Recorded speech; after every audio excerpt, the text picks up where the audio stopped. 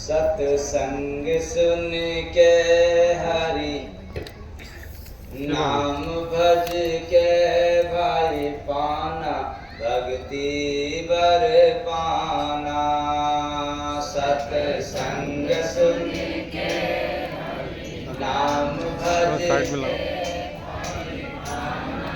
भक्ति बर पाना। देश से अपने दुनिया में आए, देश से अपने दुनिया में आए। आके हरि का भजन सब भुलाए, आके हरि का भजन सब भुलाए। गुरु ज्ञान लेके गुण गान करके भाई पाना भक्ति बर पाना। गुरु ज्ञान लेके गुण गान करके भाई पाना भक्ति बर पाना। सत्संग बिना जीव कबहू न जागी, सत्संग बिना जीव कबहू न जागी। सुन के विवेक से भजन में लागी, सुन के विवेक से भजन में लागी। सब ज्ञान तज के। हाँ, ये तो बड़ा गड़बड़ है। सारा ज्ञान तज के किसके आगे? भक्ति भजन सत्संग के आगे।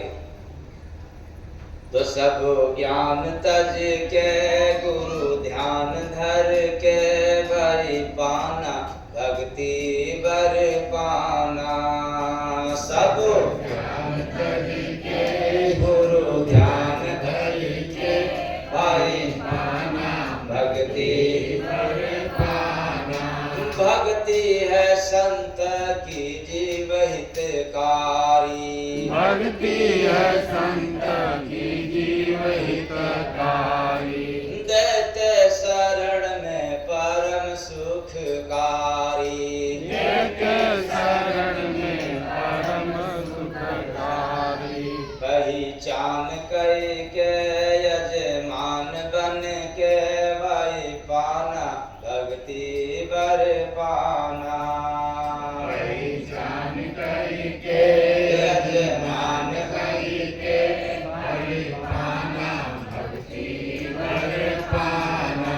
भक्ति मिले भेद भीतर में जानो, भक्ति मिले भेद भीतर में जानो। संत बचन सब आदेश मानो, संत वचन सब आदेश मानो। नाम दान लेके गुरु ज्ञान रख के भाई पाना भक्ति बर पाना। नाम दान लेके गुरु ज्ञान लेके भाई पाना भक्ति बर पाना। भक्ति के बस में गोविंद होते, भक्ति के बस में गोविंद होते। क्या सुन रहे हैं आप लोग? किसके बस में? भक्ति के। तो भक्ति के बस में गोविंद होते, भक्ति के बस में गोविंद होते। जय गुरु बंदे गुरु से जो रोते, जय गुरु बंदे गुरु से जो रोते। गुरु मान रख के प्रेम पान चख के भाई पाना भक्ति बर पाना। गुरु मान रख के प्रेम पान चख के भाई पाना भक्ति बर पाना। सत्संग सुन के हरि नाम भज के भाई पाना भक्ति बर पाना। सत्संग सुन के हरि नाम भज के भाई पाना भक्ति बर पाना।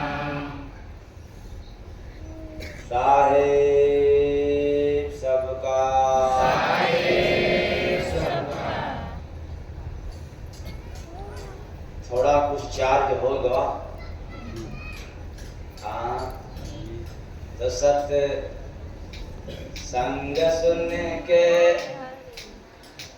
हरि नाम भज के भाई पाना क्या?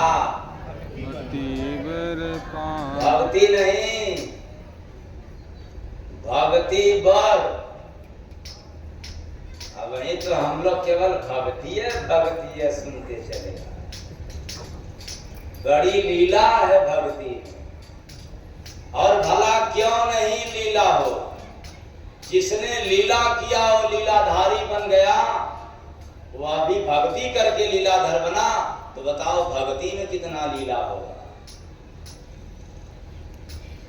लेकिन मिलता है कहां? हवन यज्ञ में, जब तब तीरथ में, राम कथा भागवत कथा में, या शिव कथा में, या किसी और व्यथा में, ये कहीं मिलने वाला नहीं है। इसलिए भक्ति में बड़ी विचित्र लीला है।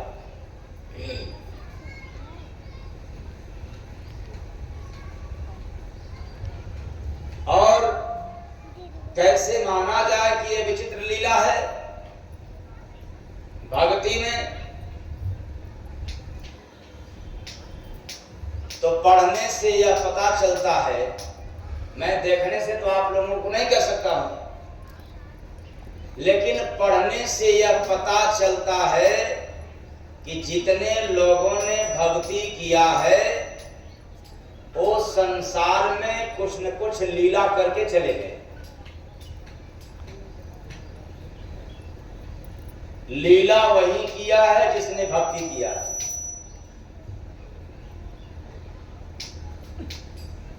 इसलिए मैं कहना चाहता हूं, भक्ति बड़ी विचित्र है। बस एक बार गले पड़ जाए, बार बार नहीं, बस एक बार गले पड़ जाए तो यह इतनी विचित्र है भक्ति कि मुक्त करवा करके ही छोड़ती है। प्रेम से बोले सद्गुरु भगवान की जय। इसलिए सत्संग सुन के हरि नाम भज के भाई पाना भक्ति बर पाना। सत्संग सुन के हरि नाम भज के भाई पाना भक्ति बर पाना। तो बात चल रहा है भक्ति का, क्योंकि ईश्वर की पूजा करने के 4 मुख्य कारण है। यही ना सुन रहे हैं आप लोग कल से? पहला रूढ़िवाद, दूसरा है यानी डर, तीसरा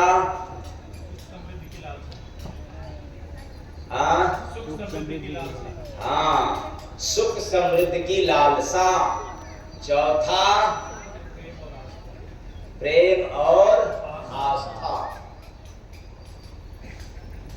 इन्हीं 4 कारणों से ईश्वर की पूजा हुआ करता है, हम सब करते हैं।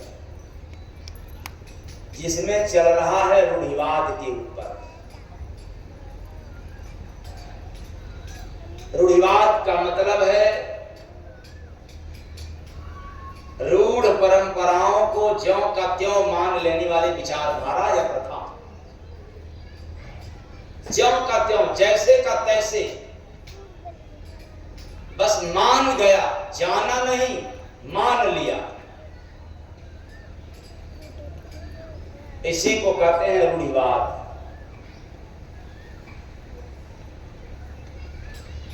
जिसको अंधविश्वास कहते हैं, बिना तर्क का, बिना विचार किए जिस कार्य को अंजाम देते हैं वह रूढ़िवादिता में आता है। इसी को हम लोग प्रथा में कहते हैं। जैसे आज भी पूजा के नाम पर प्रथाओं का, परंपराओं का पालन किया जाता है। बलि देना, बलि चढ़ाना होता है कि नहीं समाज में? हो रहा है।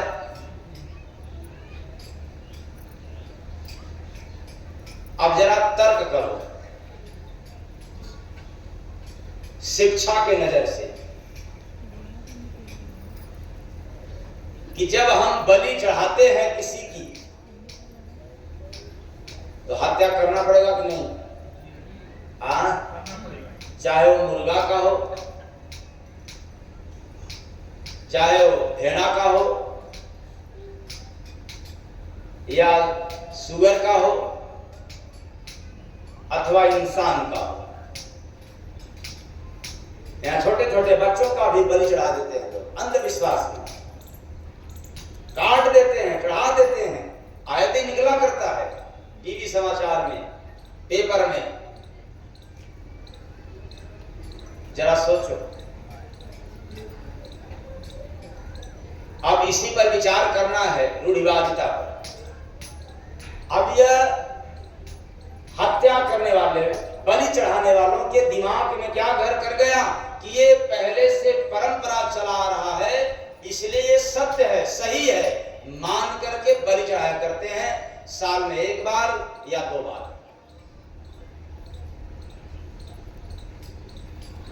और महात्माओं ने फरमा करके चले गए कि जीवों पर दया करो। किस पर दया करो? जीवों पर। तो बलि चढ़ाने वालों ने दया कर दिया ना? हाँ, क्या आप लोग बताएं? ये बलि चढ़ाने वालों ने दया किया? जीवों पर दया करो और वो हत्या कर दिया, चढ़ा दिया। आप लोग बताएं, ऐसा कार्य जीवों पर दया हो गया? नहीं हुआ, लेकिन वो कर गया। रूढ़िवादी दिमाग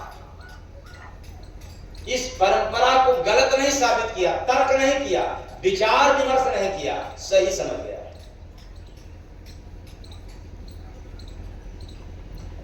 इसलिए मैं कहता हूं कि रीत रिवाज कुछ ठीक है, कुछ तो रहे खराब। रीत रिवाज कुछ ठीक है, कुछ तो रहे खराब।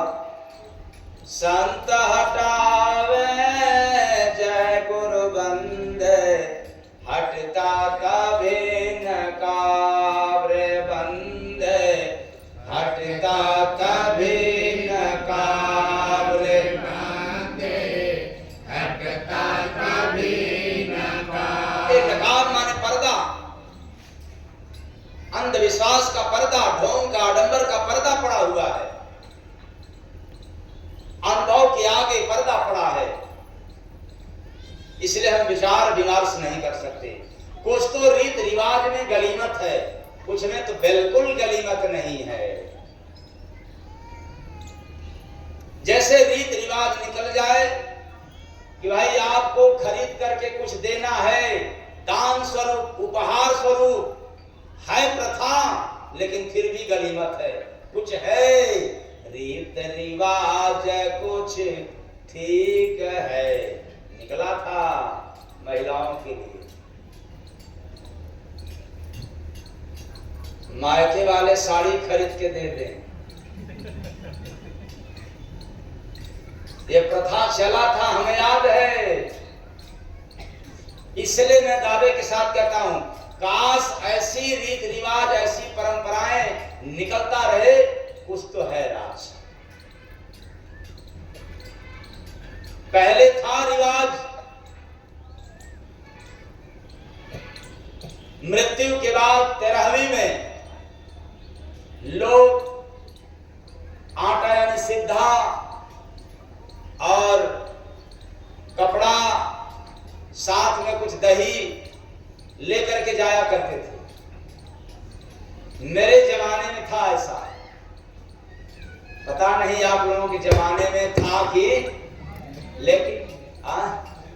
लेकिन मेरे होश में ये देखा गया। तो कुछ लोग कह रहे हैं कि हाँ बाबा का उम्र क्या है, ये तो बहुत लोग पूछा करते हैं उमरिया का होगा, क्योंकि जिस हिसाब से सुना रहे हैं उस हिसाब का उम्र तो नहीं लग रहा है, क्योंकि बहुत ज्यादा जब उम्र वाले हो जाते हैं तब सुनाते हैं।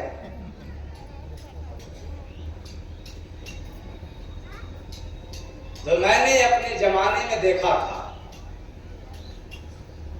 और उस प्रचलन को, उस रीत रिवाज को करने वालों ने सही मान करके किया करते थे।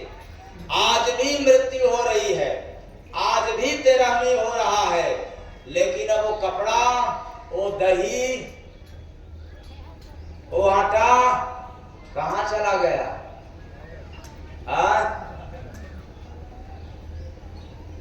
इसलिए मैं कह रहा हूं कि वो रिवाज वो अच्छा था, कुछ रीति कुछ रिवाज, रीत रिवाज कुछ ठीक है, कुछ तो रहे खराब। संत हटावे जय गुरु बंदे, हटता तभी नकाब्र, हटता तभी नकाब्र बंदे, हटता तभी नकाब्र। इस परंपरा से निकालने वाला संसार में कौन है? संत महापुरुष। और निकलने वाला कौन है? पशु या इंसान? फिर से आप लोग समझें, इस परंपरा से कौन निकलेगा, इंसान या शैतान? तो आप लोग क्या हो, इंसान हो कि शैतान हो? अरे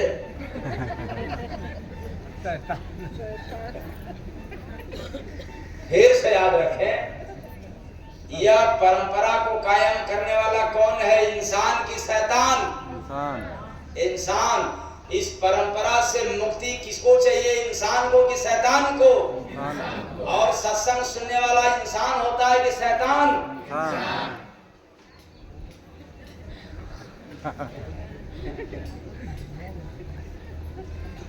कुल मिला के निकलना तो पड़ेगा। किसे?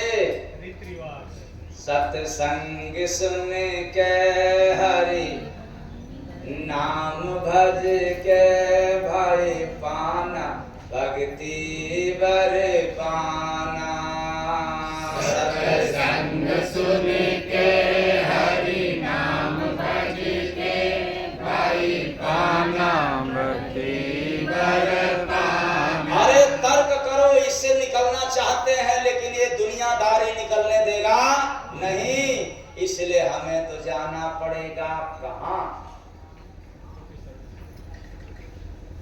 पहले दिन वाले बात कर, जय गुरु बंदे जी, सुनो मेरी वंदना। जय गुरु बंदे जी, सुनो मेरी वंदना। चरणों की धूल मेले, चरणों की धूल मेले, करता हूँ कामना। जय गुरु बंदे जी, सुनो मेरी वंदना।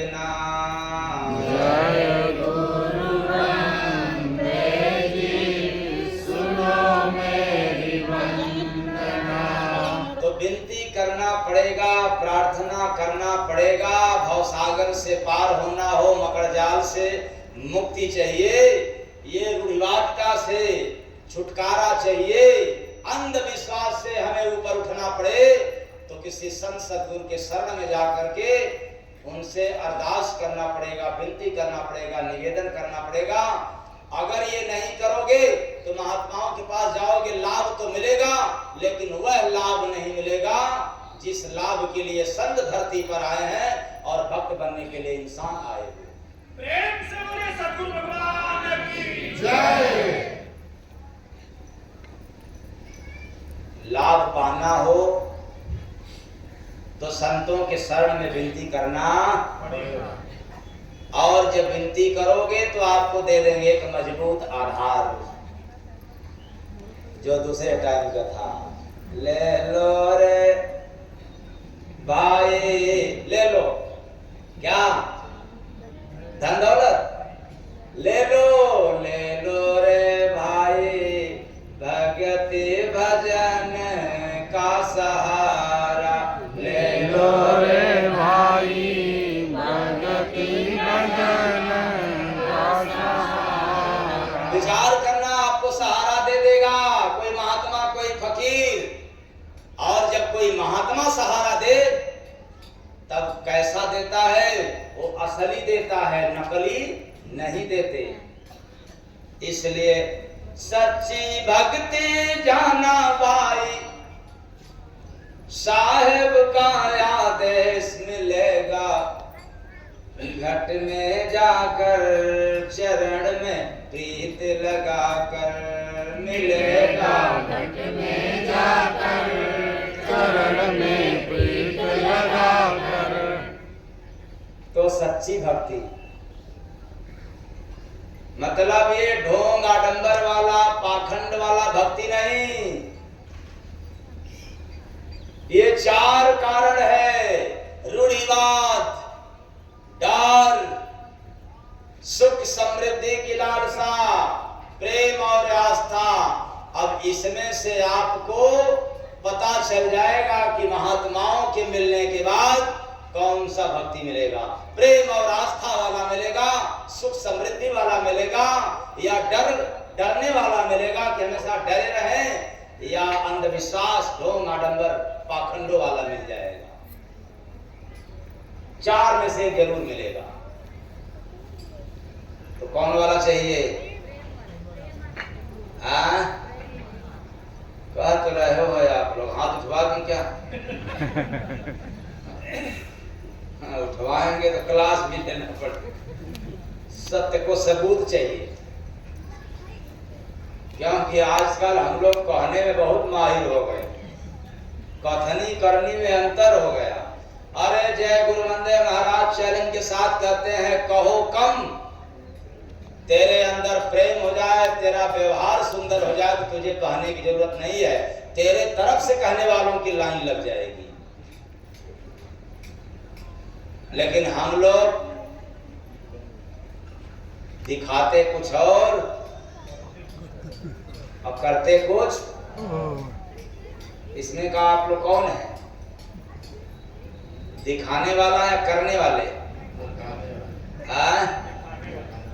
तो किसको दिखाते हो, समाज को कि भगवान को?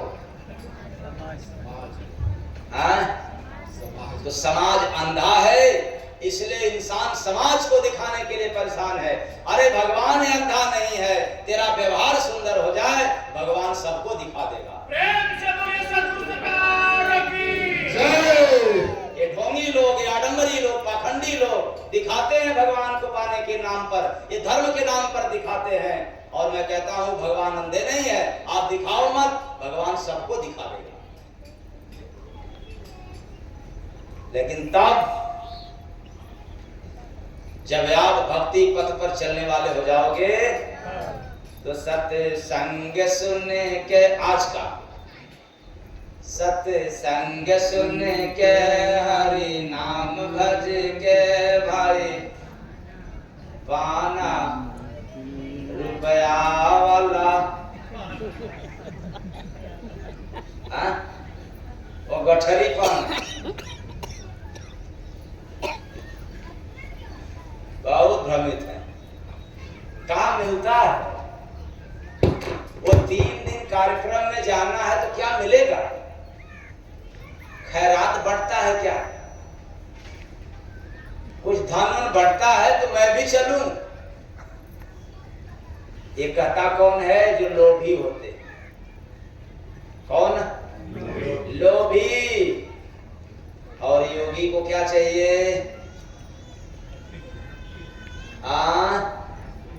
क्या चाहिए? जरा विचार करना। उन मूर्खों को आजाद करना मुश्किल है। इस संसार में जितने मूर्ख लोग हैं उनको आजाद करना बहुत मुश्किल है। जो अपनी जंजीरों की इज्जत करते हैं, अपने जंजीरों से आजाद नहीं होना चाहते, मुक्त नहीं होना चाहते हैं, उनको समझाना तो बहुत कठिन कार्य है। क्यों? इसलिए कि इस संसार में संख और मूर्ख ये दोनों कभी भी अपने से नहीं बचते। अरे मूर्खों को और शंखों को बजाना पड़ता है। जब फूंक मारोगे तब ये बजेंगे, तब आवाज देंगे, और नहीं फूकोगे तो ये कुछ भी बजने वाले। ये बेचारे दोनों एक ही कैटेगरी के हैं, शंख और। तो जो रूढ़िवाद है वो क्या है? चालाक है कि मूर्ख है? मूर्ख। मैं नहीं कर सकता। मैं आप लोगों को मूर्ख बनाने के लिए नहीं बुलाया। मैं आप लोगों को जगाने के लिए बुलाया कि आओ, सुनो और जागो, फिर जाओ। जब तक सुनोगे नहीं तब तक जागोगे नहीं, और जब तक जागोगे नहीं तब तक जाओगे नहीं। ठहर जाओगे, रुक जाओगे, फंस जाओगे, भटक जाओगे बिना जागे। और जगाने वाला संसार में मात्र एक सत्संग है। अब चाहे भागवत कथा हो या राम कथा हो, चाहे शिव कथा हो, इससे आप जब भी करेंगे या करवाएंगे धर्म का काम होगा, लेकिन जागने का काम नहीं होगा।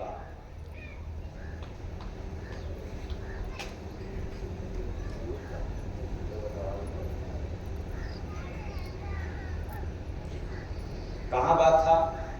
दुलक पड़े आदमी। जागने की बात संग से ही जागा। एक तो रटी रटाई रहता नहीं। हाँ, क्या संग से ही जागा जा सकता। एकमात्र सत्संग ही उपाय है जिससे हम लोग जाग सकते हैं।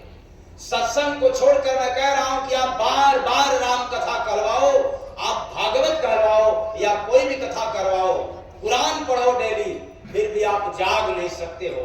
हाँ, एक बात है, धर्म का काम कर सकते हो। यह कार्य धार्मिक हो सकता है, लेकिन मैं दावे के साथ कहता हूं, आप जो भी करवाते हो उसमें कट्टरता पैदा मत करना। ऐसा क्यों? धर्म के प्रति कट्टरता धर्म की वास्तविकता का बोध नहीं होने देती। जो अपने अपने धर्म को असली मान करके बैठ गया, कट्टर बन गया। जय गुरु वंदे महाराज दावे के साथ कहते हैं कि धर्म की वास्तविकता का बोध उसको नहीं हो सकता,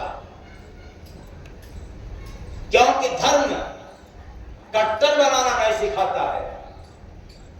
धर्म सबको आपस में गूंथना सिखाता है, जोड़ना सिखाता है, प्रेम सिखाता है। ये कट्टरता नहीं पैदा होती। इसलिए धर्म में कट्टरता विरोध करता है बोध से।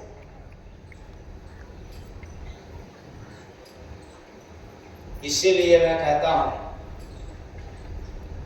दुनिया के सारा काम कर लो, ये आपका फर्ज हो सकता है, धर्म हो सकता है, कर्तव्य हो सकता है, लेकिन कर्म नहीं हो सकता, भक्ति नहीं हो सकती।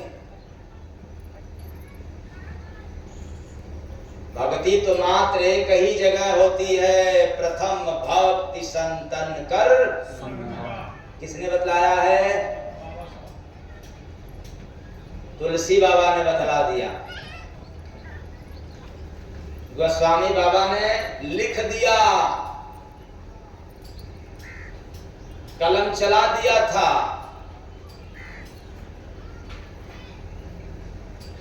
कि देखो इस संसार में मैं राम का भक्त हूं, राम हमारे इष्ट हैं, मैं उन्हीं की आराधना करता हूं, पूजा करता हूं, वंदन करता हूं तुलसी बाबा के सिद्धांत से, रामचरितमानस के विचार से मैं कह रहा हूं कि मैं भले ही राम को अपना इष्ट बनाया हूं, लेकिन भक्ति जब भी शुरुआत होगी तो राम से नहीं प्रारंभ होगा।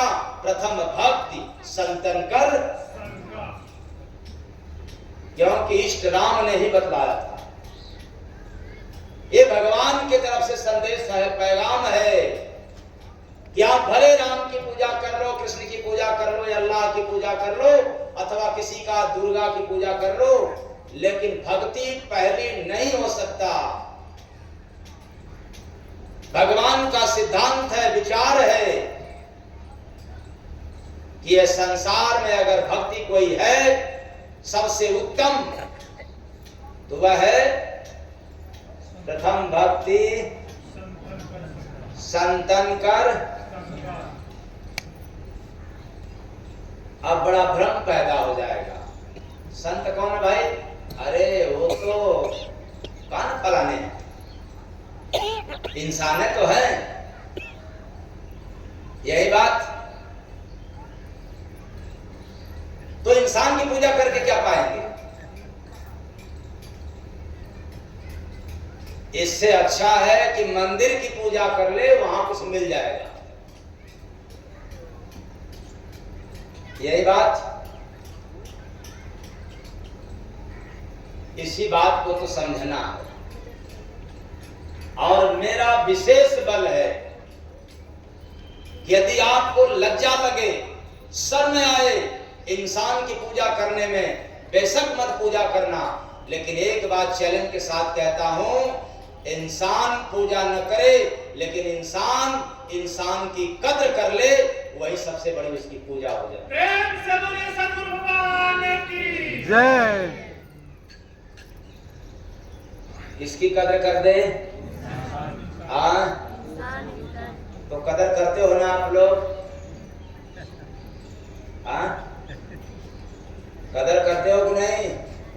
ना बाबा मुख मेरा हम बगल में छुरी, पाजा घाट कटले आई में हलवा बताई।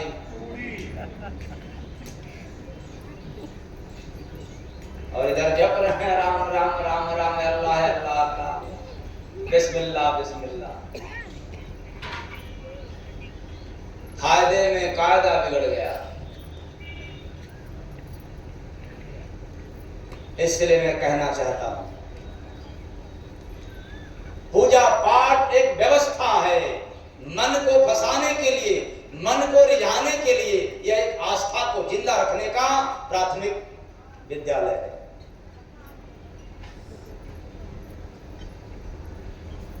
ये प्रथम दर्जा है, प्रथम स्टेज है। चाहे उसमें दुर्गा की पूजा हो, चाहे राम की पूजा हो, कृष्ण की पूजा हो, मंदिर या मस्जिद की पूजा हो, चाहे किसी भी देवी देवता की पूजा, यह पूजा से प्रमाणित होता है कि आपके पास आस्था है, मतलब श्रद्धा है। अब आप आस्थावान हैं, आप श्रद्धावान हैं, लेकिन भरोसे लायक नहीं हो।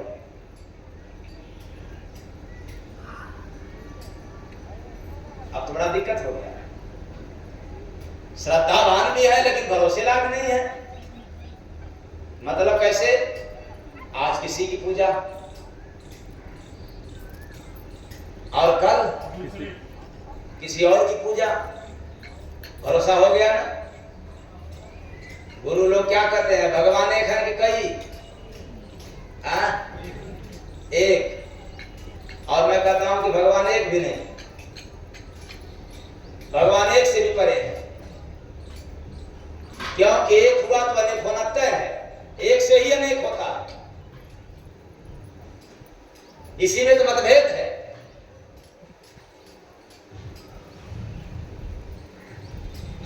और एक भगवान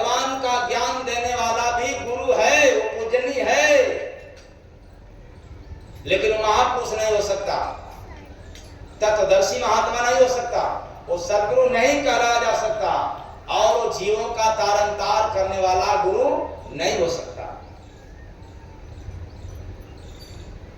तब कौन होगा? जो एक से भी पार ले जाए, मतलब आपको शून्य बना दे। क्या बना दे? क्या बना दे? तो शून्य का परिचय मैंने दिया था ना, कल से बतला रहा हूं। शून्य किसको कहते हैं? शून्य शून्य तो सब कहे, शून्य को परखा को एक से पहले जय गुरु बंदे, दो से पहले जय गुरु बंदे, 20 से पहले जय गुरु बंदे, एक से पहले जय गुरु बंदे, शून्य कहावे सोरे बंदे, शून्य कहावे सोरे बंदे, शून्य कहावे सो। अरे कल से सुनने के बाद हृदय में करंट पैदा कर देता होगा। क्यों? अरे भगवान को लोगों ने बतला दिया एक, और मैं कह रहा हूं कि भगवान तो एक से भी पार है, उससे भी मुक्त हो जाओ, उससे भी परे जाओ। अगर एक का भी ज्ञान है तो समझ लेना कि अभी तत्व से बहुत दूर हो, अभी ईश्वर से बहुत दूर हो। ऐसा क्यों? ईश्वर मेरा एक है, या ईश्वर मेरा शून्य है, कहते ज्ञानी ये ज्ञानी गुरु लोग जिनको आत्मज्ञान नहीं मिला, वे बेचारे संत मत पर चल तो रहे हैं, बढ़िया बढ़िया बात तो सुना रहे हैं और आपको फंसा रहे हैं। कहते हैं कि भगवान तो बेचारा कहेगा क्या? शून्य का है बोध नहीं, शून्य होता ही नहीं, निर्विचार हो नहीं सकता, समाधिस्थ होता नहीं, ध्यान के सागर में डुबकी लगाता ही नहीं। तो ऐसा गुरु घंटा तो कहेंगे कि भगवान भगवान कितने? और आज मैं आप लोगों को क्या सुना रहा हूं? ईश्वर मेरा शून्य है, कहते ज्ञानी परखा कोई जय गुरु बंदे, देखा आंख विवेक रे बंदे, देखा आंख विवेक रे बंदे, देखा आंख विवेक। अब उसके आगे का परिचय, उस एक से परे वाला भगवान, नयन से नीचे देख लो। कौन सा नयन? ये जो दोनों आंख है, इसके नीचे अनुभव करो आज से। वो क्या? नयन से नीचे देख लो, तीन लोक संसार, ब्रह्मा विष्णु और महेश का लोक इसके नीचे है। नयन के नीचे, नयन से नीचे देख लो, तीन लोक संसार, थोड़ा ऊपर जय गुरु बंदे, शून्य मिले ओंकार बंदे, शून्य मिले ओंकार बंदे, शून्य मिले ओंकार। अरे नयन के ऊपर चढ़ो किसी गुरु के कृपा से। मैं दावे के साथ कहता हूं कि वहां भगवान अनेक नहीं मिलेंगे, वहां भगवान एक भी नहीं मिलेगा, वहां शून्य दिखाई देगा। क्या दिखाई देगा? और कहां दिखाई देगा? त्रिपुट के भीतर। और आप लोग तो मंदिर के भीतर खोज रहे हो भगवान, रूढ़िवादिता के चक्कर। आप कुछ लोग कहेंगे कि मैं तो मंदिर बनवा लिया हूं, क्या करूं? तो मंदिर बनवा लियो तो क्या मंदिर आपको दोष देगा? जिस दिन मंदिर बनवाने वालों का ये भ्रम निकल जाए कि मंदिर बोल करके कह दे, मंदिर डोल करके कह दे, मंदिर देख करके बोल दे कि देखो भाई तुम बनवाए हो, तुझे हम बर्बाद करके रहूंगा, तो मान जाना कि मंदिर तुझे तबाह कर देगा। और जब तक मंदिर न बोले तब तक समझ जाना कि तेरा मन ही डोल रहा है।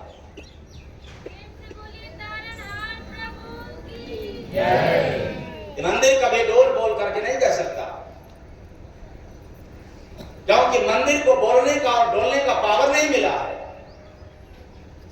सब में ईश्वर का अंश है, पत्थर में भी है, कण कण में ईश्वर का अंश है। लेकिन जरा गौर करना, पेड़ में भी है अंश, पर पेड़ बोलता है तो आप लोग सुनते हो? नहीं।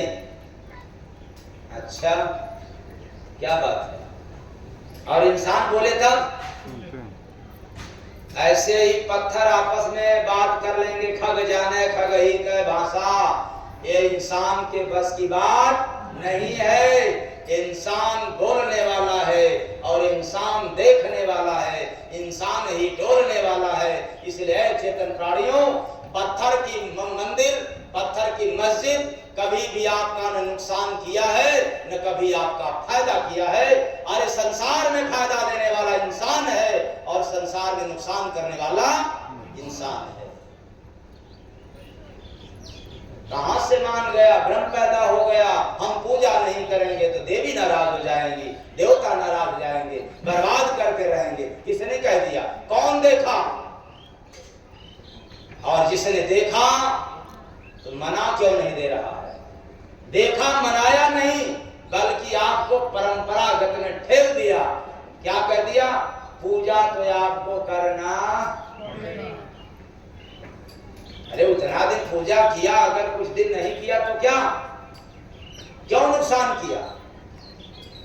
इसलिए याद रखना, 33 करोड़ देवी देवताओं के ऊपर कभी भ्रम मत पैदा करना, कभी शंका मत रखना, कभी उनके ऊपर अंगुली मत उठाना, कभी अंधविश्वास में उनको खरा खोटी मत सुनाना।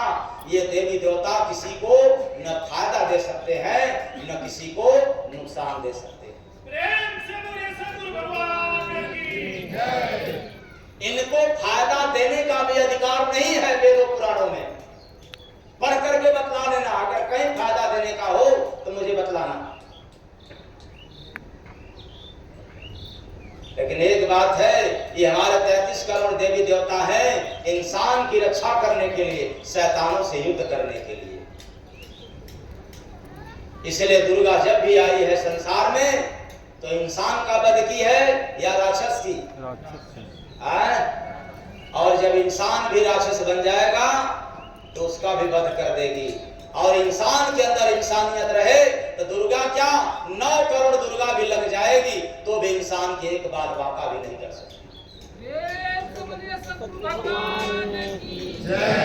अगर आपका आचरण गंदा है, आपका व्यवहार गंदा है, तो मैं दावे के साथ कहता हूं कोई भी देवी देवता आपका सहायक नहीं बन सकता, एक भी मदद नहीं कर सकते। और मैं तो कहता हूं आपका व्यवहार सुंदर हो जाए, आपका आचरण अच्छा हो जाए तो देवी देवता क्या, इंसानों में से कोई न कोई इंसान जरूर एक कदम आगे बढ़ा करके आपके तरफ वाला हो जाएगा। आया ना? जी। कौन बड़ा है, इंसान या देवता? पूजा किसकी होनी चाहिए? लेकिन सबसे बड़ा कठिन कार्य है। मरे हुए लोगों की पूजा कर सकते हैं आंख मूंद करके, लेकिन आंख खोल करके जिंदा लोगों का, जीवित लोगों का पूजा हम नहीं कर सकते। क्यों? क्योंकि पूजा में लज्जा आती है, पूजा में शर्म लगता है, पूजा में भ्रांति आती है। इसलिए हम आंख मूंद करके मरे हुए लोगों की पूजा करते हैं। ऐसे पूजा करने वाला व्यक्ति को श्रम लगता है, भ्रमित रहते हैं, उनके पास स्टेमिना नहीं है, पावर नहीं है, क्षमता नहीं है किसी इंसान की आरती करने की, किसी इंसान की पूजा करने की, किसी इंसान को सम्मान करने की। साहस ही नहीं है।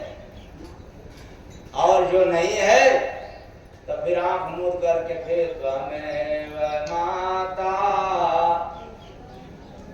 च पिता त्वमेव, बाई आगे डाट डाट।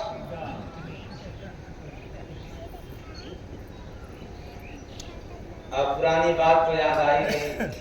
आजकल जो लोग जाते हैं बढ़िया बढ़िया चप्पल जूता, ये महिलाएं वो ऊंची ऊंची पता नहीं कौन वाली, उनको आता नहीं। वो जब मंदिर पर लोग जाएंगे, मोबाइल या तो हाथ में रहेगा, और लोगों को लाज भी नहीं लगता है मोबाइल को हाथ में लेने पर। बड़े शौक से लेकर के चलते हैं। 10-10 हजार, 15-15 हजार, 20-20, 50-50 हजार की मोबाइल को हाथ में लेके जाते हैं शौक से। अरे ऐसे शौकिया को मैं धिक्कार करता हूं। क्यों? कि अगर माता पिता की दवा की भी पर्ची हाथ में हो जाए तो शायद उसमें तिरस्कार समझ में आता है।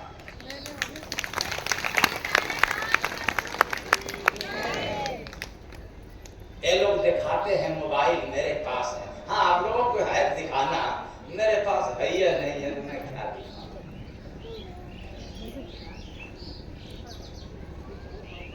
ये काफी साथ छोड़ रहा है।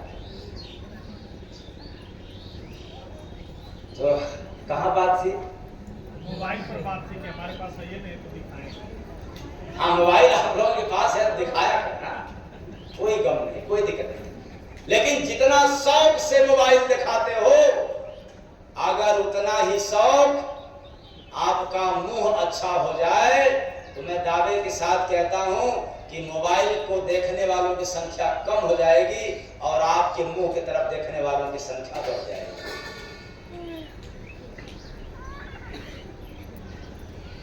मुंह सुधार लो, मुंह बहुत गंदा हो गया।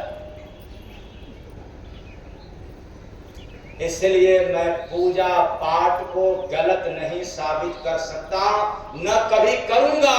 लेकिन एक बात तय है, इंसान की कद्र के आगे जय गुरु नंदे महाराज के सामने ये पूजा पाठ भी तुच्छ है। अगर आप पंडा पुजारी बनते हो लेकिन इंसान की कद्र नहीं करते हो, इंसान को तजब्बो नहीं देते हो, तो आपका किया कराया पूजा सब व्यर्थ है। क्यों व्यर्थ है? कि देवताओं को पावर नहीं है आपको सुख देने की और आपको लाभ देने की। अगर देवताओं में पावर है तो फिर इंसान के पीछे क्यों भीख मांगते हो? जाओ ना मंदिर पर और मांग लो, त्वमेव माता, पैदा हो जाओ। मंदिर के मां से पैदा हो जाओ।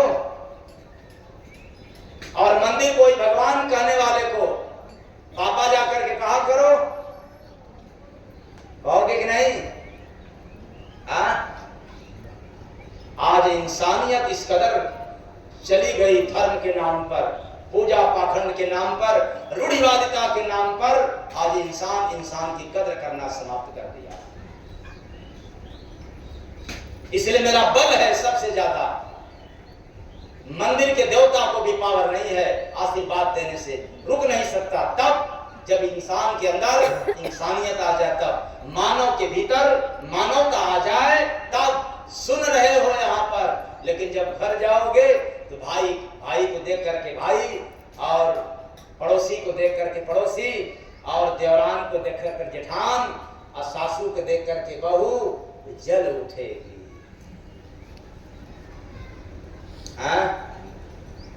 और घर जाकर के कहना कि हम तो सत्संग सुन करके आ रहे हैं। कितने दिन तक? 3 दिन तक। क्या पाया? हाँ, पाया तो सुना तो बहुत कुछ, लेकिन क्या करूं आदत से।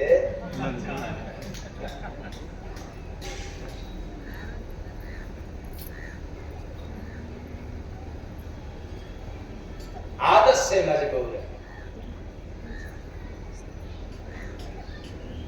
अब जरा विचार करना, इस संसार में प्रमाण मिलता है, एक भी पंडा पुजारी को तरने का एक भी प्रमाण नहीं मिलता है।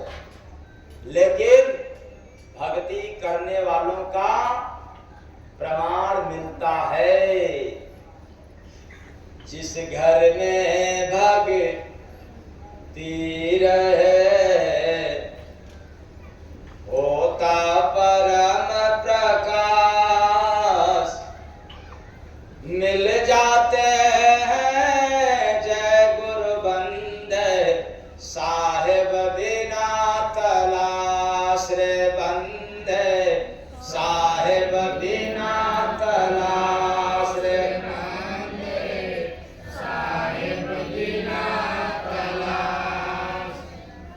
जिस घर में, जिस हृदय में, जिस मनुष्य के भीतर भक्ति हो जाए तो भक्ति स्वयं में प्रकाशवान है।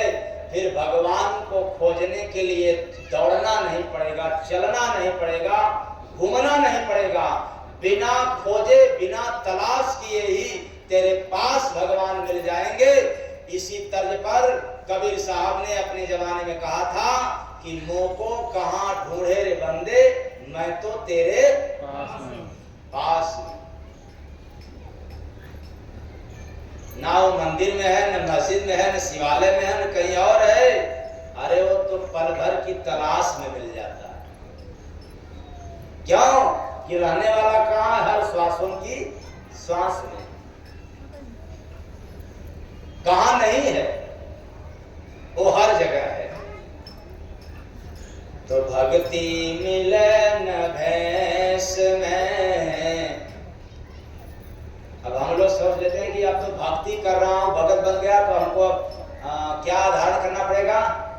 अब वो कंठी माला पहनना पड़ेगा, त्रिपुंड सजाना पड़ेगा, लाल चाहे पीला या मेरे जैसा सफेद कपड़ा पहनना पड़ेगा, और हाथ में चाहे कलाई में क्या माला,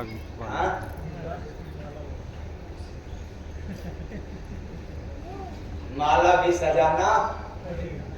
इसे बताओ, अब जब हाथ में कुछ नहीं है तो माला रहेगा, शोभा देगा कि नहीं देगा? तो हाथ की शोभा बढ़ गया ना। अरे तो चमड़े की शोभा बढ़ा और भक्ति जीव की शोभा बढ़ाती है। किसकी शोभा? तो आप लोग देह की शोभा बढ़ाने में परेशान। खूब जब सज बज जाएंगे और अंगुली में क्या पहन लेंगे? अंगूठी। कहीं में गया था, वो कहा मऊ की जगह सत्संग में था, कोई महात्मा मिला, बेचारा बड़ा एकदम सजा सजाया हुआ था। हमको सादा देख करके सोचा कि है महात्मा है, कैसे महात्मा है? तो बिल्कुल खाली है। और हमें उनको देख करके हंसी आ रही, कह रही ये तो महात्मा नहीं है।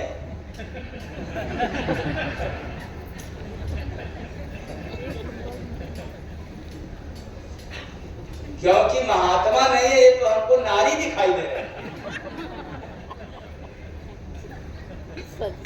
क्योंकि पूरा ये सजा सजाया हुआ फर्स्ट क्लास का एकदम कपड़ा, और साथ में सोने की गले में चैन और अंगूठी सोने की। फिर क्या बात पूछना है? अब वो बेचारे मेरे तरफ देखें, मैं उनको तरफ देखूं। वो हमें दीनहीन गरीब समझे और मैं उनको रजवाड़ा समझे।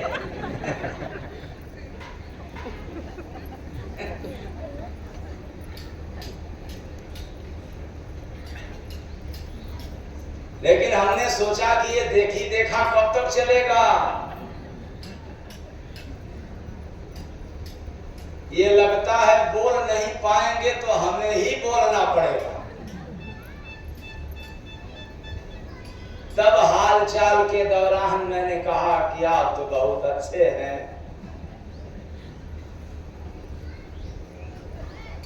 क्योंकि देखने में भी अच्छे लग रहे हैं।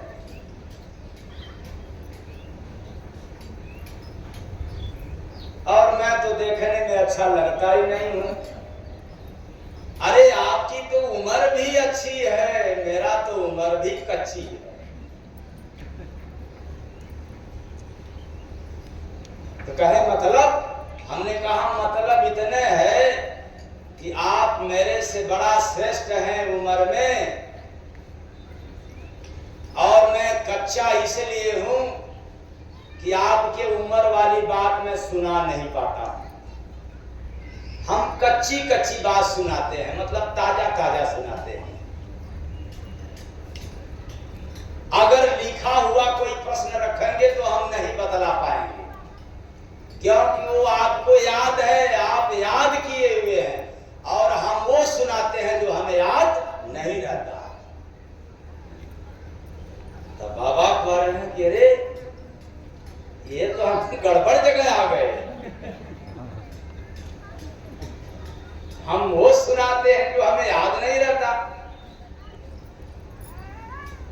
ये बाबा लग रहा है कि सीटने वाला है क्या? हमने कहा हम आपको भी मौका देंगे सुनाने के लिए।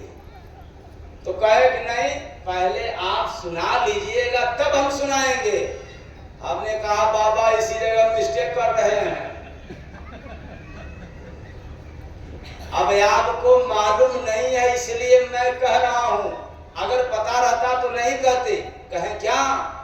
हमने कहा हमें गुरु महाराज ने वरदान दिया है कि जिस मंच पर चढ़ जाओगे और उसी मंच से उतर जाओगे तो उस मंच को संभालने के लिए फिर सभी के पास ताकत नहीं होगा। प्रेम से बोले सद्गुरु सरकार की जय। तो बाबा फिर कोई आपका सुनने वाला नहीं रहेगा, इसलिए मैं बैठा रहूंगा और आप सुना देंगे तो अच्छी बात है। जनता सुने न सुने लेकिन मैं सुन लूंगा। तो बाबा जी तो भांप गए इतने, कहे नहीं आप ही सुनाइएगा, मैं आया हूं आपकी सुनने के लिए।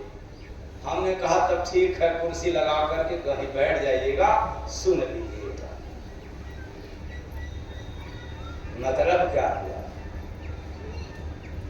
मतलब यह हुआ कि भक्ति मिलन भैंस में भैंस की पूजा हो। अभी थोड़ा बढ़ जाए,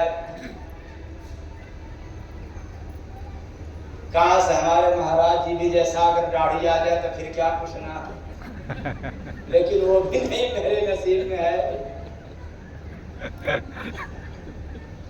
बिना वेशभूषा का जहां जहां जाता हूं एक ही बात तैयार हो जाता, खड़ा हो जाता है मेरे सामने।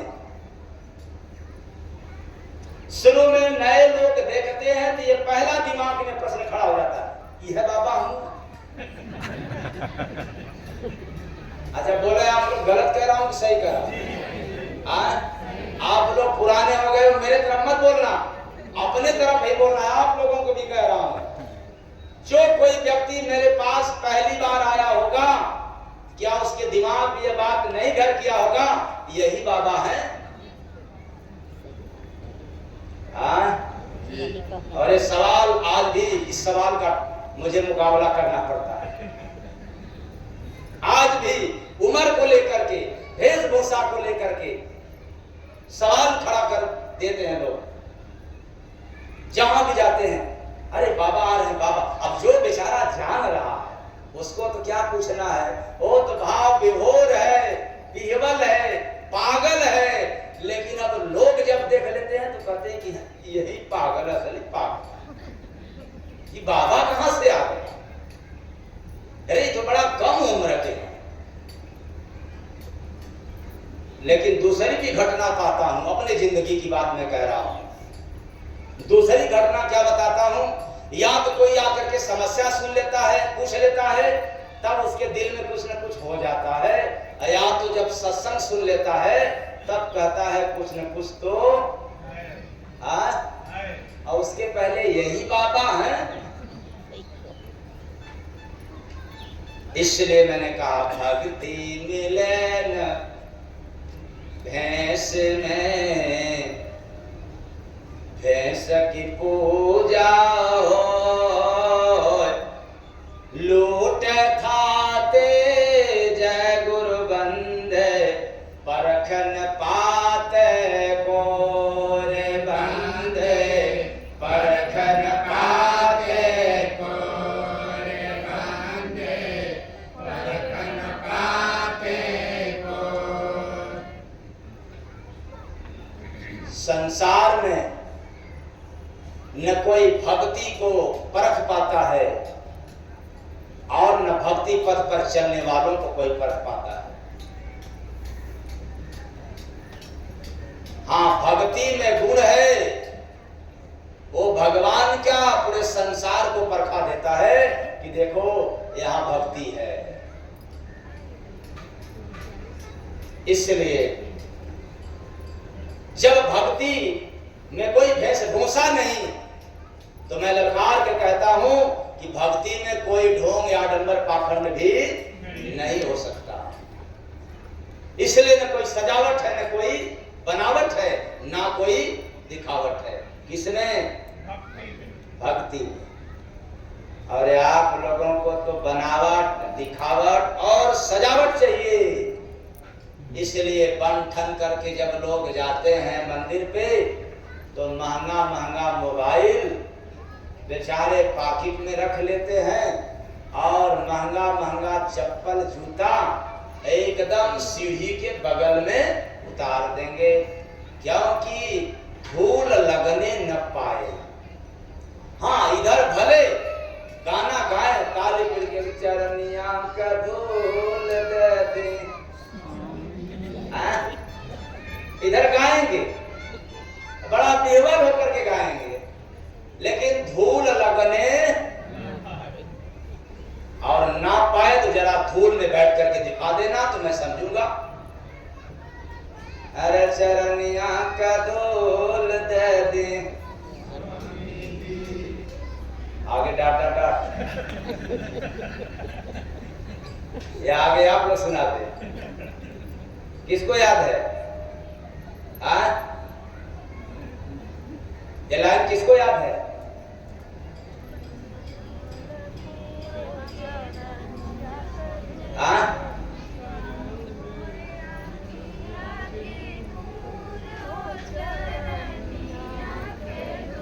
आई बात सुनने समझ गया, कुछ लोगों को याद है, पीछे वालों को याद है क्या एक लाइन?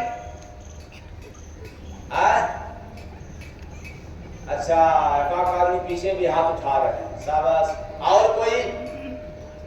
अच्छा, एक आदमी और उठाया। अच्छा, तो आज से सभी लोग जान जाओ, चरनिया का धूल दे दे स्वामी जी, स्वामी मोर रखिया का नूर हो, चरनिया का धूल दे दे स्वामी। आगे डाट डाट डाट। तो गाना बड़ा मजा मिलता है, लेकिन उस गाने के सिद्धांत को व्यवहार में उतारना बहुत कठिन होता है।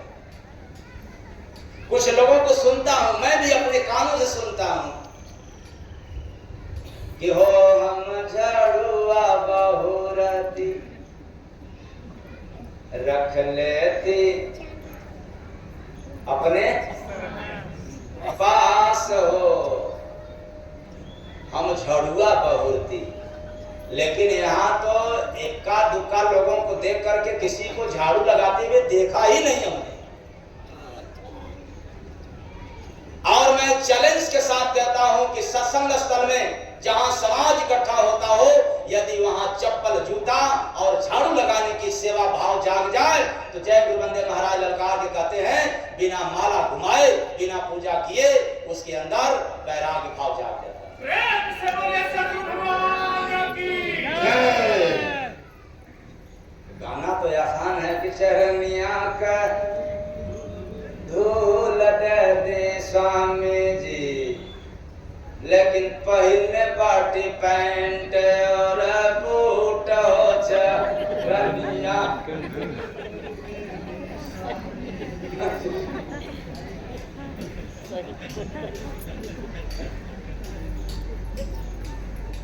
पहने बाटी साड़ी और सूट हो चरनिया। Dot dot dot.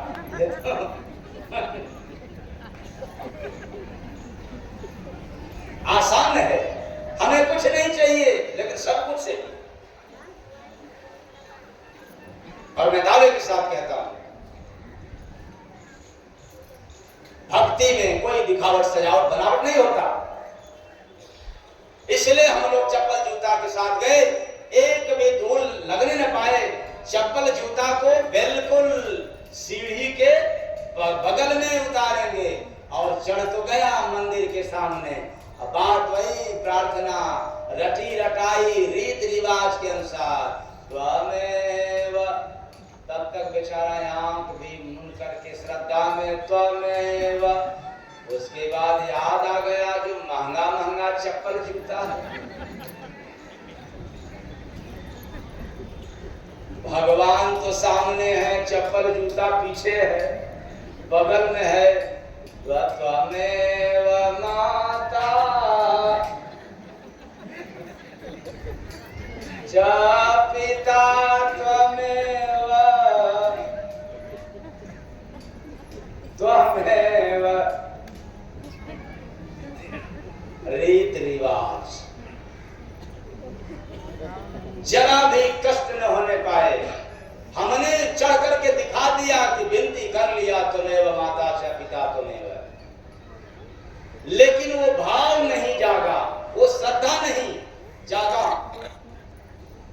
श्रद्धा में अंधा होकर के प्रार्थना कर लिया, और वह भी प्रार्थना नहीं, भिक्षा जाकर के मांग लिया कि आप ही माता हो, आप ही पिता, आप ही भाई बंधु, सब कुछ हो, आप ही देने वाले हो, सब कुछ हो।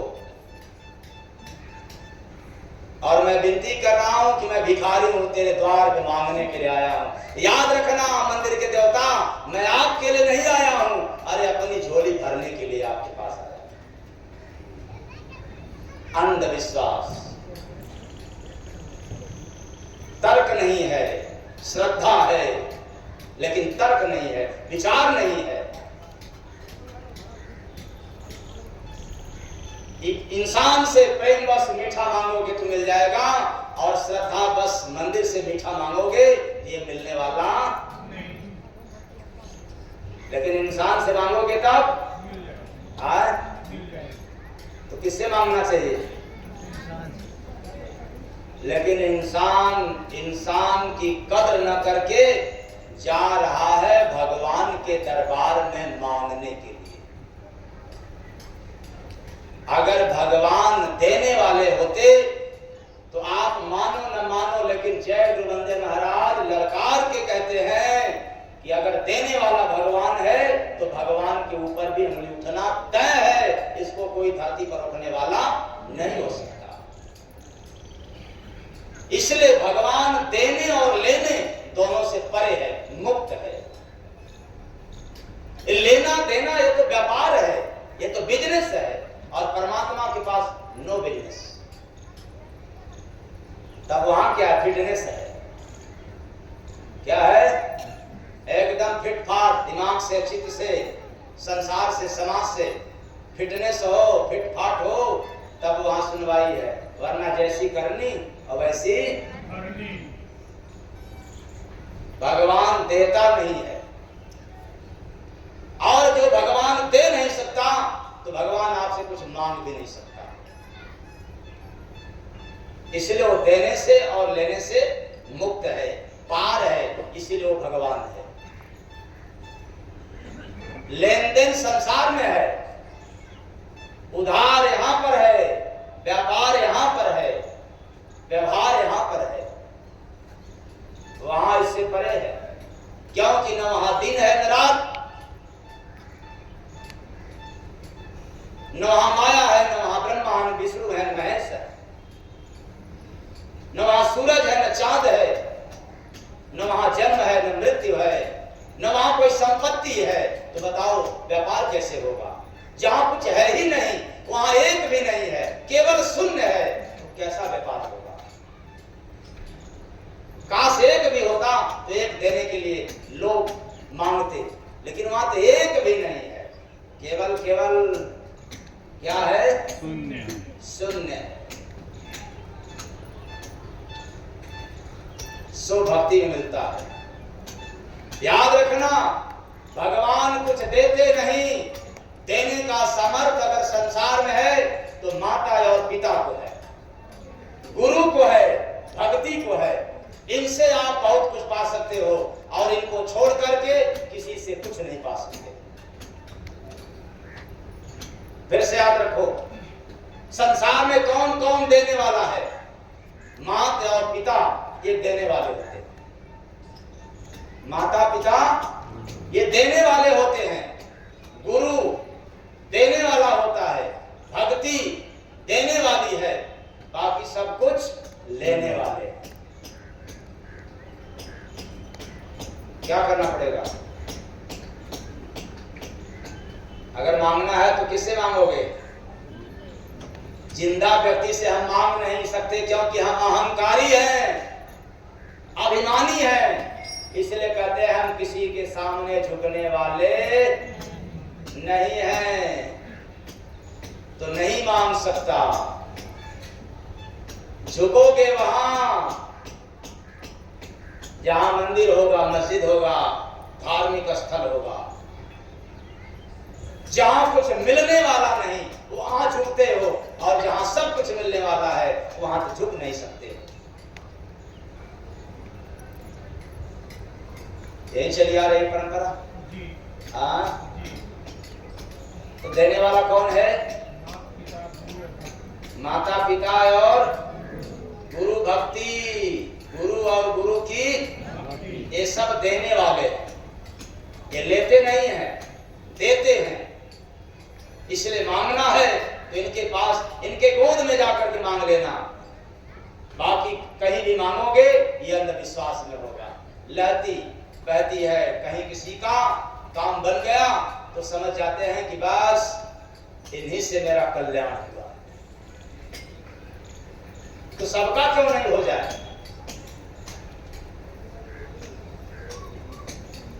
लेकिन माता पिता का अनादर करने वाले जाते हैं मांगने के लिए किसी और से। मां गंगा से मांगेंगे, भगवती मां से मांगेंगे, बरम बाबू से मांगेंगे, डी बाबा से मांगेंगे, लेकिन माता पिता और सास ससुर से नहीं मांगेंगे। क्या मांगे? हम मांग देंगे और वो दे देंगे तो कभी ताना दे देंगे। क्या दे देंगे? जो देगा वो ताना देगा, जो कभी कुछ दे ही नहीं सकता है भला वो ताना क्या देगा। जो देने वाला है ताना तो देगा, लेकिन देता भी वही है और रहेगा। और जो कभी नहीं देने वाला है भला वो क्या कभी ताना मारेगा। इसलिए बताओ, मंदिर के देवी देवता ने कभी ताना मारा? हाँ, कभी मारा नहीं? मस्जिद के अल्लाह कभी ताना मारा? नहीं मारा, तो जाकर के मांग लेना। इसलिए ऐ चेतन प्राणियों, जब कभी जीवन में मांगने का मौका मिले तो मैं दावे के साथ कहता हूं, अविरल गुरु भक्ति मांग लेना। क्योंकि सांसारिक चीजों में केवल हर मांग में दुख छिपा रहता है, और अविरल गुरु भक्ति के मांग में आनंद के सिवाय कुछ नहीं मिला।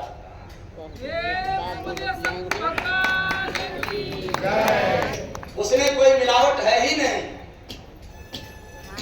दो जगह दो चीज में मिलावट नहीं पाया जाता है, बाकी हर जगह मिलावट है।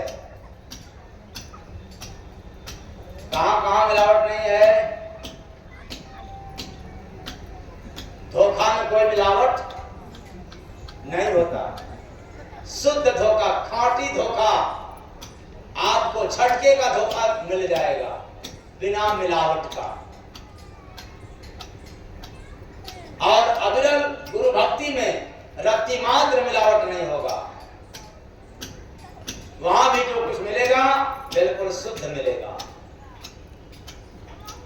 बाकी तो हर जगह युद्ध ही युद्ध है। इसलिए सत्संग सुन के हरि नाम भज के भाई पाना, भक्ति भर पाना। सत्संग सुन के हरि नाम भज के भाई पाना, भक्ति भर पाना। सतगुरु का सत संग है, सुनो लगा कर ध्यान। चलो शरण में जय गुरु बंदे, देंगे देंगे भगति दान रे बंदे, देंगे भगति दान रे बंदे, देंगे भगति दान। क्या मिलेगा सत्संग में? भक्ति दान में मिल जाएगी, और नहीं तो मांगना पड़ेगा घूम घूम करके। फिर भी पूजा संपन्न हो जाएगा, हवन यज्ञ तीर्थ कथा संपन्न हो जाएगा, लेकिन भक्ति मिलने वाला नहीं होगा। सत्संग सुनते सुनते सत्संग सुनाने वाला एक दिन आपको दान में भक्ति दे देगा।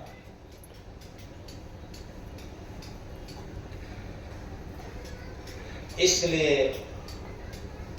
हम लोगों को सत्संग सुनना चाहिए, अब कुछ और चाहिए।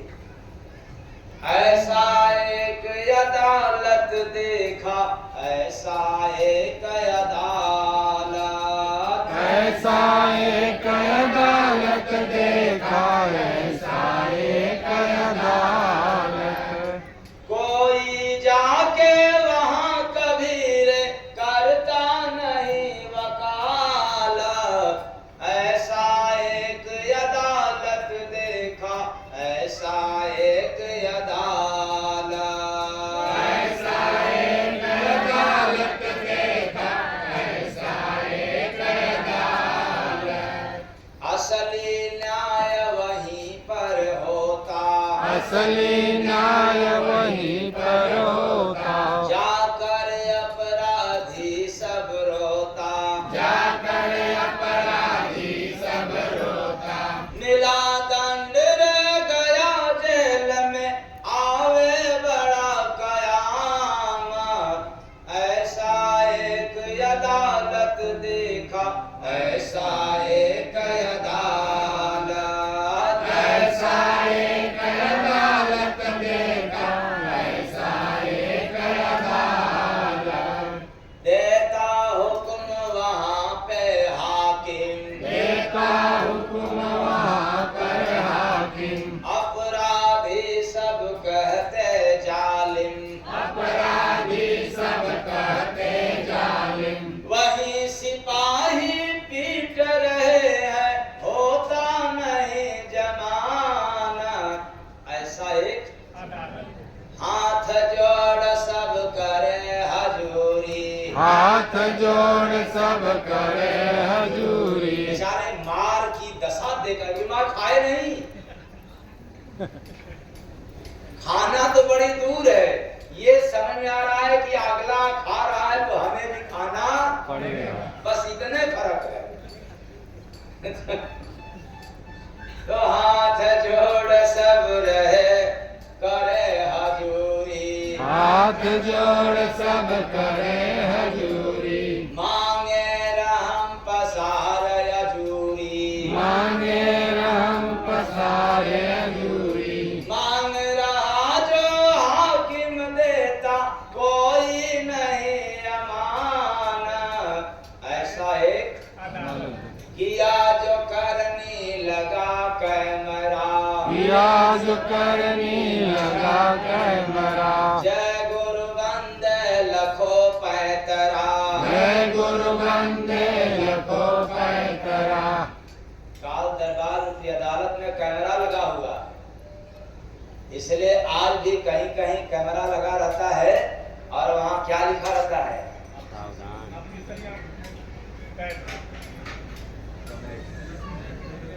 हाँ? सावधान,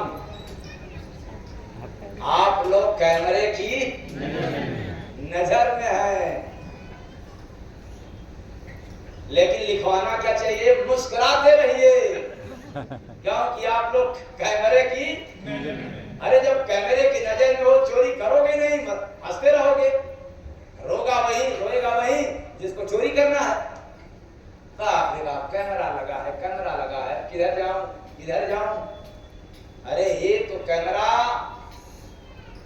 ऐसा टेक्नोलॉजी चल दिया है कि दिन रात दोनों कैद करता है, फिर भी यह कभी कभी धोखा दे देता है, बिगड़ जाता है। क्यों? अरे यह तो कैमरा लोहा टीना का है,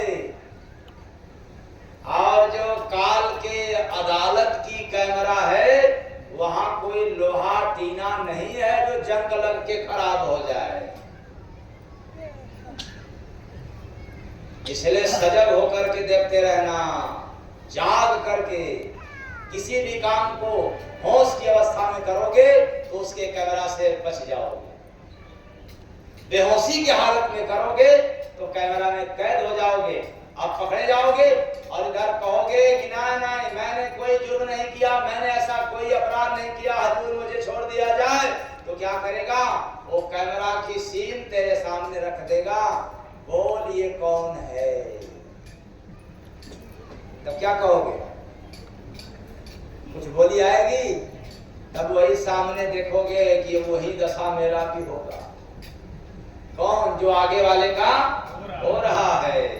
तो किया जो करनी लगा कैमरा, किया जो करनी लगा कैमरा, जय गुरु बंदे लखो पैतरा, जय गुरु बंदे लखो पैतरा, बिना फरिश्ता बचान कोई जाके राग अदा पर। जी हजूर,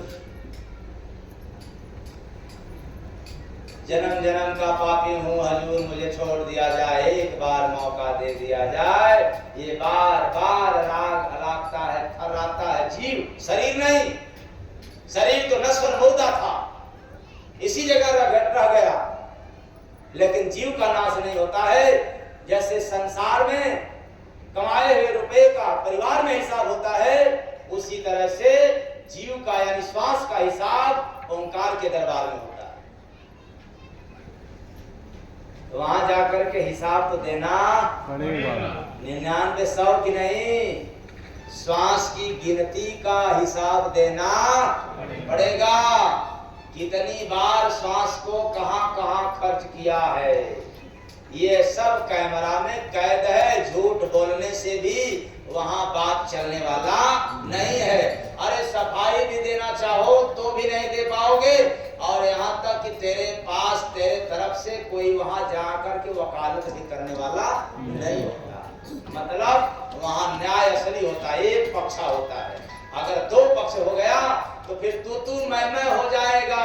वहां तो एक पक्ष है केवल कि भाई विपक्ष में कोई नहीं,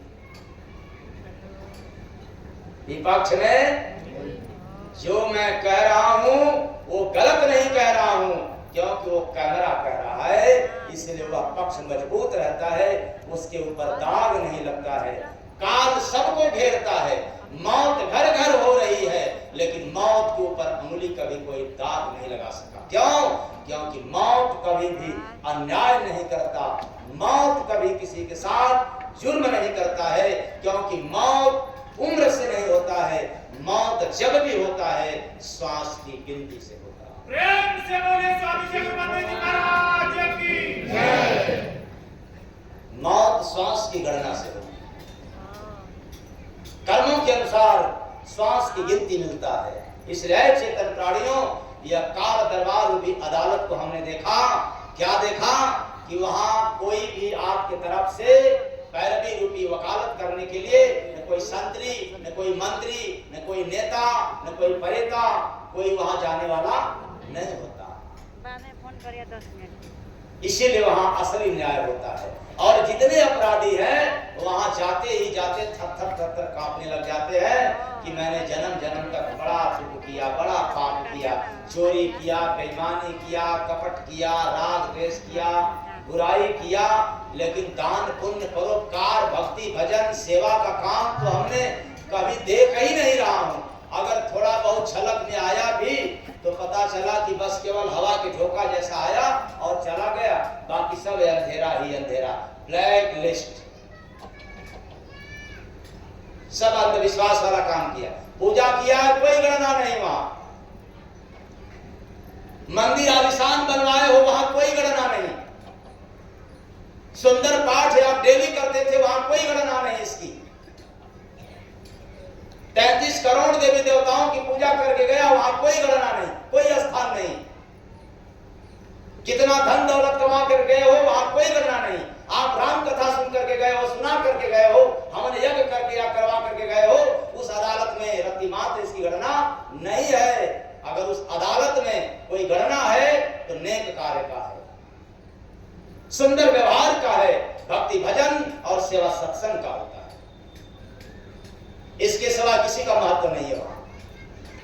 अब आपने करता गया रीति रिवाज के अनुसार, ये मान करके सही है, और जब वहां पता चलता है कि यहाँ कोई स्थान ही नहीं है, कोई महत्व ही नहीं है, तब रोना आता है। हंसी तो गायब हो जाता है तब जब दुख मिल जाता है, तब। बाकी तो काल का रूप देखते ही हवा खराब हो जाता है। वैसे जैसे सांप को देखते ही हवा खराब, सांप से भी ज्यादा भयंकर है कौन? हाँ, तो मिला दंडर गया जेल में, आवे बड़ा कयामत। वहां सजा मिल गया, 84 लाख जेल। एक तरफा सजा सुना दिया गया कि तुम्हारे जीवन के खाता में नेक कार्य नहीं है, परोपकार का कार्य नहीं है, ये भक्ति भजन दान पुण्य सेवा काम नहीं है। इसलिए अब आपको वही शरीर मिलेगा जिसमें न भक्ति, न भजन, न सेवा, न सत्संग, न दान पुण्य, न परोपकार करने का कोई विधान नहीं है। ऐसा शरीर आपको मिल जाएगा, और वैसा शरीर मात्र एक मानव है, बाकी जितने शरीर है सब इससे मुक्त है, इससे परे है।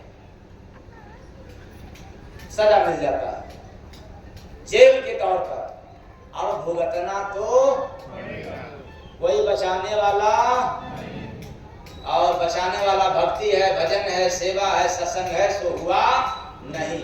ऐसा हमने अदालत देखा था। और कहा मानव शरीर देख, याद रखना, फिर मैं आपको कहता हूं कि भ्रमित मत रहना। जाकर के मैंने ऊपर नहीं देखा, क्योंकि ऊपर भगवान को नहीं पाया, लेकिन ऊपर वाले भगवान को मन मंदिर में देखा। कहां देखा? जाकर के भीतर देखा, मानव शरीर रूपी नगर में जाकर के हमने अनुभव रूपी नजर से देखा, ये विवेक रूपी आंख से देखा। जब आंख बंद किया, श्वास को पकड़ करके सहारे से, श्वास के सहारे भीतर गया, तो ये भीतर सारा लीला ऊपर वाले का दिखाई दिया। इसलिए मैं आप लोगों को भी कहना चाहता हूं, अगर कोई कहे कि अमरलोक ऊपर जाना होगा, तो समझ लेना कि सरासर झूठ है। वो महात्मा के अंदर वो सत्ता नहीं है, उसको मिला नहीं है, अनुभव नहीं है। वो ज्ञान के माध्यम से कह रहा है कि आपको अमरलोक पहुंचाऊंगा, कहां? जो सबसे ऊपर है। और मैं दावे के साथ कहता हूं, अमरलोक है, पहले भी था, आज भी है, आगे भी रहेगा। लेकिन पहले भी ऊपर नहीं था, आज भी ऊपर नहीं है, आगे भी ऊपर नहीं है। अमरलोक एक अवस्था है, ध्यान की अवस्था में चढ़ो त्रिकुटी के पार, आपको अमरलोक, अगमलोक, भंवर गुफा, मानसरोवर, ब्रह्मलोक सब कुछ मिल जाएगा। और यदि अपने त्रिकुटी में नहीं प्रवेश किया तो संसार में मर जाओगे, लेकिन कहीं कुछ नहीं मिल पाएगा।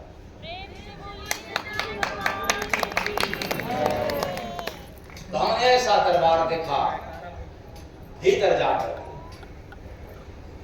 आप लोग कभी खोजना मत, कहीं बाहर जाकर के, कहीं दूर जाकर के, वेदों में, पुराणों में, शास्त्रों में, मंदिरों में, मठों में, मस्जिदों में जाकर के मत खोजना। अगर खोजना होगा तो अपने शरीर के भीतर जाकर के खोज लेना।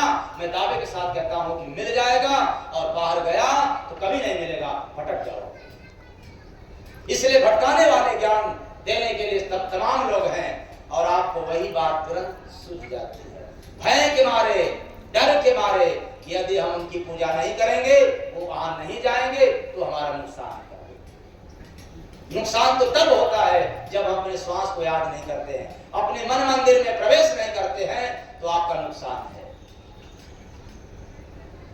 तो सब रीत है, रिवाज है, रूढ़िवाद है, रूढ़िवादी है।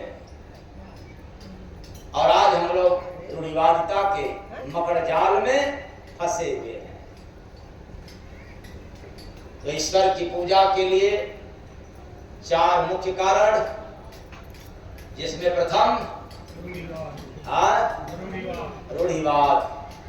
1 लोटा जल नहीं गिराएंगे तो भगवान नाराज हो जाएंगे, और भगवान को नाराज होते हुए देखा कौन?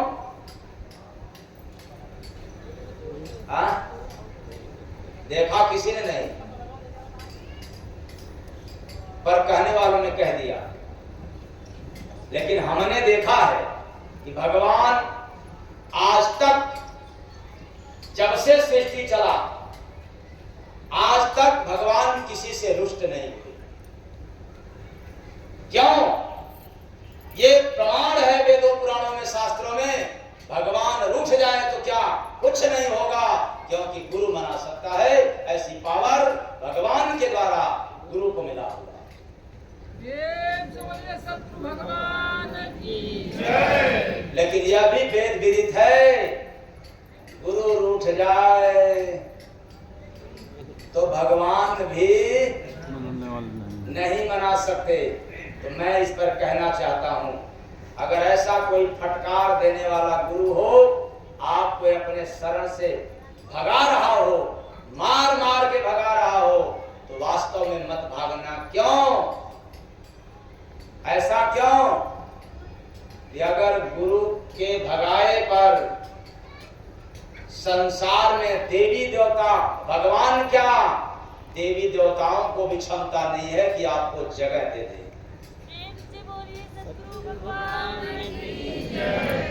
इसलिए वहां से भटकना मत। गुरु दुत्कार दे, ललकार दे, फटकार दे दे और शरण छोड़ दिया, तो फिर दुनिया में कोई पैदा नहीं है जो आपको शरण प्रदान कर दे। इसलिए वहां झुके रहना, कल्याण हो जाएगा। अकड़ मत जाना, नहीं अकड़ बाबा बन गया हो। तो सत्संग सुन के हरि नाम भज के भाई पाना, भक्ति बर पाना। सत्संग सुन के हरि नाम भज के भाई पाना, भक्ति बर पाना। बस आज इतना ही। मेरी वाणी आप लोगों को अवश्य गहरा चोट दिया होगा। चोट मिलने के कारण मैं आप लोगों को आगाह करना चाहता हूं कि अपने घर का सेवक समझ करके क्षमा कर दीजिएगा। आशा रखता हूं कि आप सभी लोग क्षमा कर देंगे। साहे सबका